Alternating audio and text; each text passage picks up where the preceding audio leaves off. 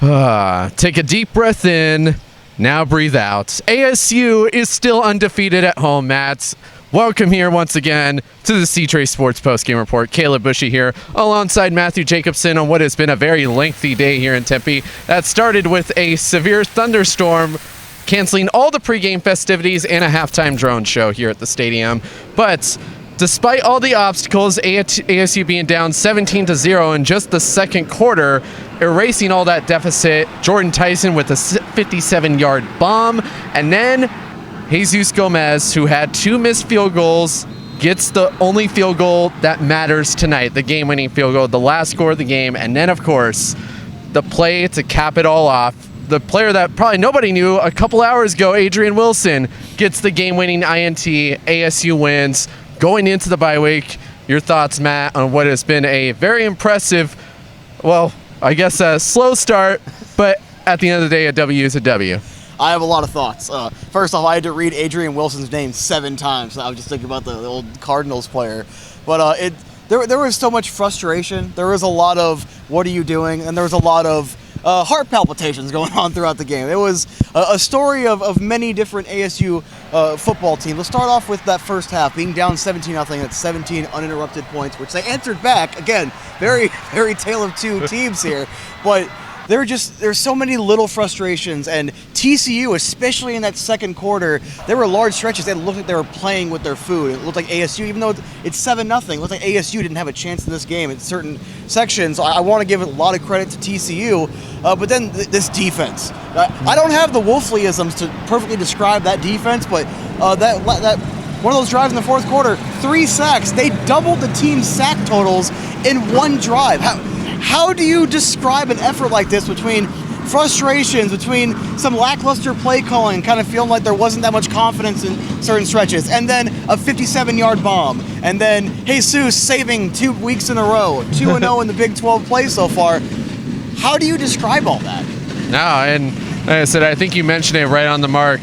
There was some little quibbles in the first half, a lot of concern. I have to mention, though, the offense didn't have the best night. A lot of people thought in the fourth quarter, can we please just have one good offensive drive? And they finally got it. But we've had a couple close calls. If ASU didn't get that touchdown on that fourth down, that would have been game. Mm-hmm. So we could have been talking about a whole different story here tonight. But let's look into the final stats for this game tonight as ASU pushes to 3-1 after tonight's game. ASU outgained TCU 498 to 269 in total yards, dominated on the ground 220-10, and ran 25 more plays while averaging 6 yards per snap. The Sun Devils racked up 25 first downs to TCU's 15, went 3 for 3 on red zone touchdowns, and recorded 6 sacks for minus 53 yards. Another thing we got to mention, the sacks.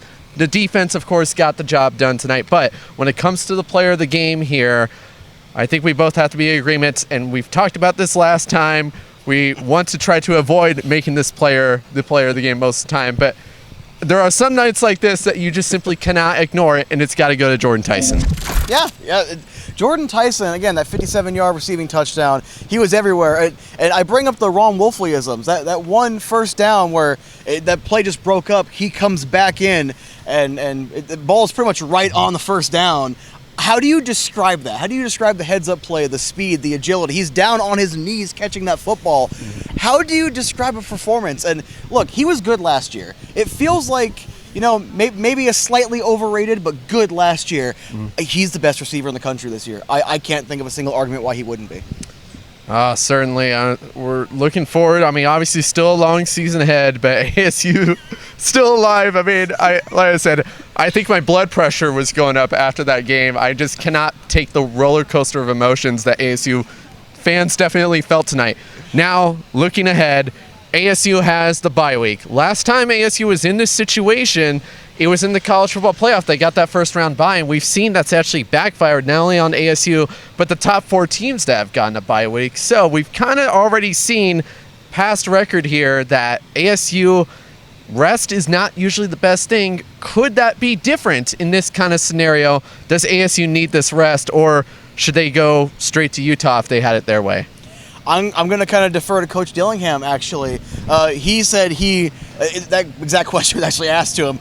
He's looking forward to this bye week, and I do think it's a valid point to bring up, but it's a little bit of a different context where that's playoff momentum bye week. This is regular season, kind of regularly scheduled, and considering how there's been some injuries, there's been a little bit of not playing to their potential fully. A bye week after a couple of really big games, I think will actually help them out. But Coach Yellingham's probably going to make sure to keep that training pretty rigorous. Well, either way, it's definitely going to be quite a while until ASU is back at home. But of course, some other nuggets I got to mention. The rainstorm was pretty powerful here today, but ASU fans showed out for the blackout game. We thought there was going to be a delay to start time, but that ended up not being the case. However, fans had to file in within at least less than 45 minutes until kickoff. They really showed up tonight. We thought we were going to see a field storm. Not really canceled tonight, at least not on the level like what we saw with Virginia out in SEC country. That was a whole nother level.